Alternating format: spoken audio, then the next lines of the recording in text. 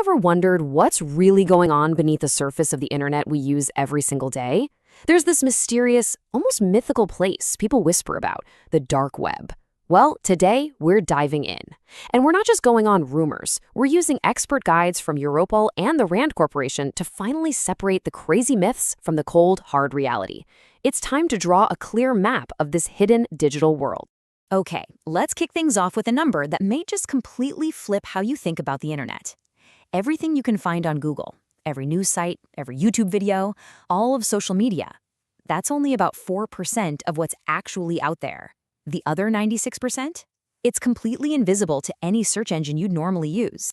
So what on earth is in that giant, hidden part of the digital universe? Come on, let's peel back the layers and take a look together. Right, so to even begin to understand this hidden 96%, we have to map out the territory.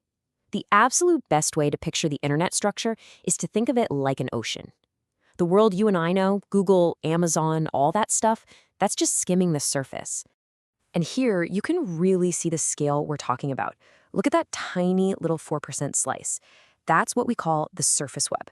All the rest, that massive 96%, is lurking underneath. Now, this is probably the single most important distinction we're going to make today. Not all of that hidden stuff is the scary dark web, not even close. Most of it is actually the deep web, and you use it every day. Think about it, your email inbox, your online banking portal, your company's private database. That's all deep web because you need a password to get in. It's totally normal, totally legal. The dark web is just one tiny, intentionally hidden corner of the deep web that requires special software to even get to. Yeah, you can't just pop a dark web address into Chrome or Safari. Access is only possible through special anonymizing networks called darknets. And the most famous one by far is Tor, which stands for the Onion Router. And honestly, the Onion Router is the perfect name for how this thing works. Picture your data like the center of an onion. Tor wraps it up in multiple layers of encryption. Then it bounces that data through a random path of volunteer computers all over the world. Each computer, or node, peels off just one layer of encryption to see where to send it next. But here's the genius part. No single computer in that chain knows both where the data came from and where it's going. That makes tracing it back to you almost impossible. So who do you think came up with this ultimate tool for anonymity? Some shadowy hacker collective? Activists? Nope. And this is a wild piece of trivia. Tor was actually developed back in the 90s by the US Naval Research Lab. Yep. It was originally built to protect the online communications of American spies. And that brings us to a fact that really surprises most people. The technology itself? It's completely neutral. Get this, only about 6 or 7% of all the traffic on the Tor network is actually going to those hidden dark web sites. The huge majority of people using it, they're journalists, activists in repressive countries, or just everyday citizens who want to browse the regular internet safely and anonymously. So if the tech is neutral, how did it become the engine for this massive underground economy? Well, to understand that, we need to see what happened when two incredibly powerful technologies, Tor's anonymity and cryptocurrency, collided and created the perfect storm for crime. You know, there's a classic idea in criminology called routine activity theory. It's pretty simple. It basically says that for any crime to happen, you need 3 things to line up. Someone who wants to commit a crime, a good target or tool to do it with, and nobody around to stop them. And boom, the dark web became the place where all 3 parts of that triangle came together perfectly. Tor gave a global pool of motivated offenders total anonymity. Cryptocurrency, like Bitcoin, became the perfect untraceable payment method. And because the whole thing is decentralized and has no borders, there was a total lack of guardianship. No cops on the beat.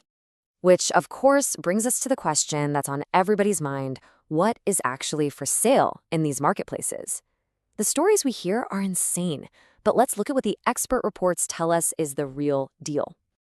All right, let's just tackle the biggest, scariest myths right out of the gate. Red rooms, these supposed live streams of torture and murder, and websites where you can hire a hitman. Are they real? The answer from pretty much every single law enforcement agency and cybersecurity expert is a hard no. There has never been any verifiable material evidence that a real red room has ever existed. I mean, just technically, the Tor network is way too slow and unreliable to stream live video. They are almost universally considered to be scams to trick people and steal their Bitcoin. And it's the same story for nearly all of those hitman sites. They're either scams or police sting operation. So, if we push past the urban legends, what are the actual dangers? The things law enforcement really has to deal with? Well, as you can see, it starts with drugs. That's still the biggest slice of the pie. Then you've got colossal amounts of stolen data. We're talking billions of passwords for sale. Fake passports, forged documents, you name it. But the biggest, scariest emerging threat is something called crime as a service. Crime as a service is, well, it's a terrifyingly professional business model. It means you don't have to be some elite hacker anymore to launch a devastating cyber attack. You can just go on a darknet market and rent the tools, the infrastructure, everything. The most infamous example is ransomware as a service, where a pro team builds the nasty virus, then leases it out to low-level criminals and just takes a cut of every successful ransom they collect. This whole professional ecosystem has created this epic ongoing battle between massive darknet empires and law enforcement all over the globe. It's a constant, high-stakes game of digital cat and mouse. And that game really kicked off with the first big player, Silk Road. Founded back in 2011, it wrote the playbook, using Tor to stay hidden and Bitcoin to get paid. But for all its high-tech secrecy, it was a ridiculously simple human mistake that brought the whole thing down. The founder, Ross Ulbricht, got caught because investigators found an ancient post on a programming forum where he'd asked a question and accidentally used his real email address. One tiny slip-up. But after Silk Road was gone, others jumped in to take its place, and they got way bigger and way smarter.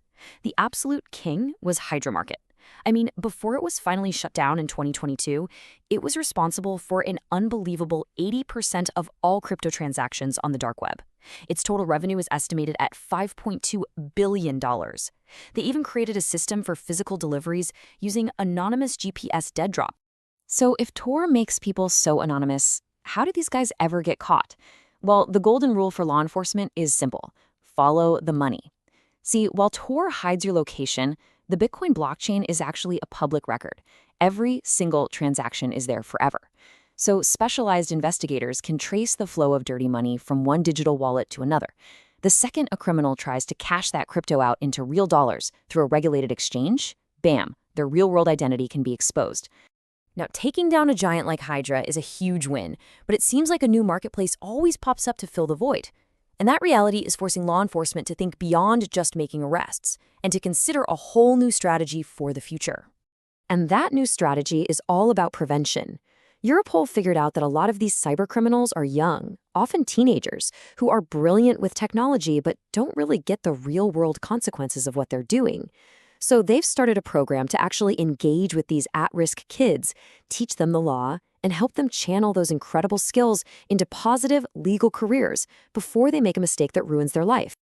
And that really brings us to the core question about the future, doesn't it?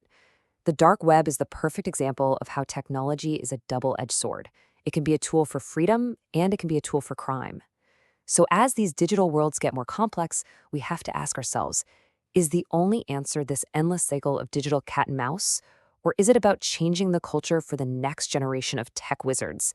Is the most effective strategy in the long run actually prevention and not just punishment?